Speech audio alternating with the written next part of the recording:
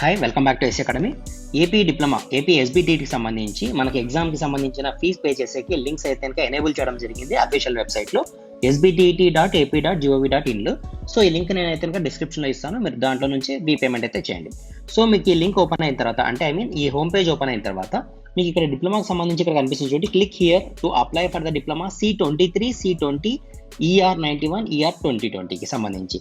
అదేవిధంగా C16 సంబంధించి అయితే కనుక కింద లింక్, ఏదైతే కింద C16 స్కీమ్ ఉందో ఇది, లేదంటే C20 వాళ్ళకి ఇది, అర్థమైందా? C20, C23, C16కి సంబంధించిన వాళ్ళు లింక్ క్లిక్ చేయండి. ఫర్ ఎగ్జాంపుల్ మీరు ఇంకా ఇప్పుడు C23 అనుకోండి, ఫస్ట్ లింక్ పైన క్లిక్ చేస్తే మీకు నెక్స్ట్ పేజ్ ఓపెన్ అవుతుంది. ఇక్కడ మీకు మీ పిన్ నెంబర్ ఎంటర్ చేసిన తర్వాత గో అని ప్రెస్ చేస్తే మీకు సంబంధించిన సప్లీలు కావచ్చు, రెగ్యులర్ సబ్జెక్ట్కి సంబంధించి మనకి ఒక టిక్ మార్క్ లాగా ఉంటాయి. అవన్నీ టిక్ చేసుకున్న తర్వాత మన కింద పేమెంట్ ఫీజు వస్తుంది. దానిపైన మనం క్లిక్ చేస్తే ఇంకా అది మీరు ఫోన్పేనా లేకపోతే నెట్ బ్యాంకింగ్ మీకు అడుగుతుంది. దాని ప్రకారం మీరు చూస్ చేసుకున్న దాని ప్రకారంగా అయితే ఇంకా మూవ్ అవుతుంది, పేమెంట్ జరుగుతుంది. ఓకేనా? ఖచ్చితంగా ఇక్కడ ఒకటి గుర్తుపెట్టుకోండి, మీరు పేమెంట్ మీ అకౌంట్ నుంచి చేసేకే ట్రై చేయండి. ఎందుకంటే కనుక ఇక్కడ మనకి క్లియర్గా మెన్షన్ చేసాను చూడండి, the amount for the failure transaction will be refunded to they deducted bank account as per the bank norms. For example మీరు మీ బ్యాంక్ అకౌంట్ నుంచి కనుక డిపాజిట్ చేసిన తర్వాత, అంటే మీరు పేమెంట్ చేసిన తర్వాత అది ఫర్ ఎగ్జాంపుల్ ట్రాన్సాక్షన్ ఫెయిల్ అయింది అనుకోండి, మీరు దానికోసం వెయిట్ చేయదండి. నెక్స్ట్ ఇంకొకసారి పేమెంట్ కట్టేసి ప్రాసెస్ని క్లోజ్ చేయండి. ఓకేనా? ఫస్ట్ పేమెంట్ జరిగేటప్పుడు ప్లీజ్ వెయిట్ అని ఉంటుంది, అప్పుడు మీరు ఎంటర్ కొట్ట ఏమి చేయదండి, బ్యాక్ పోవడం కానీ అలా ఏం చేయొద్దు. అంతా కంప్లీట్ అయిపోయిన తర్వాత ఫెయిల్యూర్ అని వస్తే మాత్రం ఖచ్చితంగా ఇంకొకసారి పేమెంట్ చేయండి. ఎందుకంటే మీరు ఆల్రెడీ ఫెయిల్ అయిన పేమెంట్ ఆటోమేటిక్గా మీ అకౌంట్లోకి డిడక్ట్ అయిపోతుంది, రీఫండ్ అవుతుంది యాజ్ పర్ బ్యాంక్ నామ్స్. అంటే కొన్ని 4-5 అవర్స్లో అయితే, కొన్ని 1 డేలో అయితే, ఈ విధంగా అన్నట్లుగా. ఓకేనా? మీ ఎంటర్ చేయండి పిన్ నెంబర్ని, గో అని ప్రెస్ చేయండి, తర్వాత పేమెంట్ని చేయండి. ఇది జరిగే ప్రాసెస్.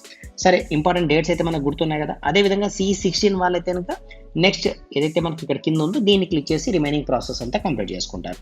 డేట్స్ మనం లాస్ట్ దీని గురించి అయితే మనం డిస్కస్ చేసినాం కదా, ఈ నోటిఫికేషన్ గురించి. డేట్స్ ఒకసారి అయితే చూద్దాము. మనకి ఎగ్జామ్ అయితే కనుక నెక్స్ట్ మంత్ 21st నుంచి ఉండే ఛాన్స్ ఉంది. దానికి సంబంధించి నిన్న నుంచి అయితే స్టార్ట్ అయినాయి. ఈరోజు 25th కదా డేట్, 24th నుంచి అయితే స్టార్ట్ అయింది. లింక్ అయితే కనుక మనకి వెబ్సైట్లో ఉంది కదా, చూసినాం మనం ఇప్పుడు. నెక్స్ట్ మంత్ 3rd వరకు.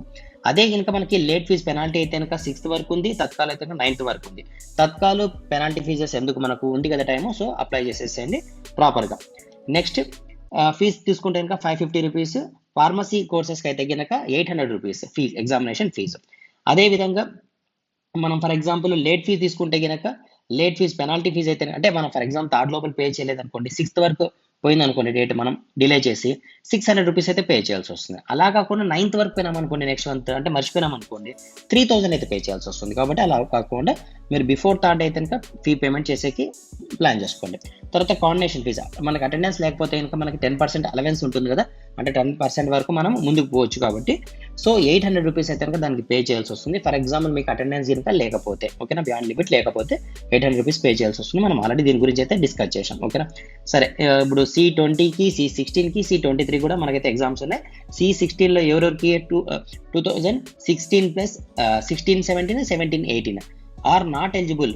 అంటే C16లో కూడా 16, 17, 17, 18 వాళ్ళకి ఎలిజిబిలిటీ లేదు. రిమైనింగ్ ఎవరైతే 2 బ్యాచెస్ ఉన్నాయో వాళ్ళకైతే ఎలిజిబిలిటీ ఉంది, కాబట్టి వాళ్ళు మాత్రం అప్లై చేసుకోవచ్చు.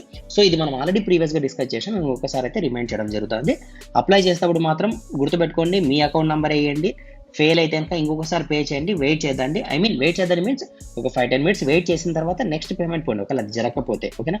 ఇమీడియట్గా ప్రాసెస్ జరిగేటప్పుడు మాత్రం చాలా మంది బ్యాక్ అవ్వడం కానీ రీఫ్రెష్ చేయడం కానీ చేస్తారు, దానివల్ల ఇష్యూస్ జరుగుతాయి. సో అలా జరగకోకుండా చూసుకోండి. ఓకేనా? అందరూ ప్రాపర్గా అప్లై చేయండి. ఇంకా నెక్స్ట్ ఏమైనా అప్డేట్స్ ఉంటే నేను ఫర్దర్ వీడియోస్లో మీకు అప్డేట్ చేస్తాను. అదేవిధంగా ఈ అప్డేట్స్ అన్ని కూడా మీకు టెలిగ్రామ్లో కూడా వస్తాయి, కాబట్టి మీరు ఇంతవరకు జాయిన్ కాకపోతే టెలిగ్రామ్లో జాయిన్ కాండి. అదేవిధంగా క్లాసెస్ కూడా ఏమైనా మీకు అప్డేట్స్ కావాలనుకున్నా, ఇంపార్టెంట్ క్వశ్చన్స్ కావచ్చు, ఇంపార్టెంట్ క్లాసెస్ కావచ్చు, అవే అంటే పెయిడ్ కోర్సెస్ ఉంటాయి యాప్లో అయితే కనుక, దానిని కూడా ఒకసారి చూడండి. యాప్ డౌన్లోడ్ చేసుకుంటే దానికి సంబంధించిన లింక్ కూడా నేను డిస్క్రిప్షన్లో అయితే ఇస్తాను, టెలిగ్రామ్ది ప్లస్ అదేవిధంగా యాప్ది కూడా నేను లింక్ డిస్క్రిప్షన్లో ఇస్తాను. ఒకసారి అయితే చూడండి. Okay, thank you.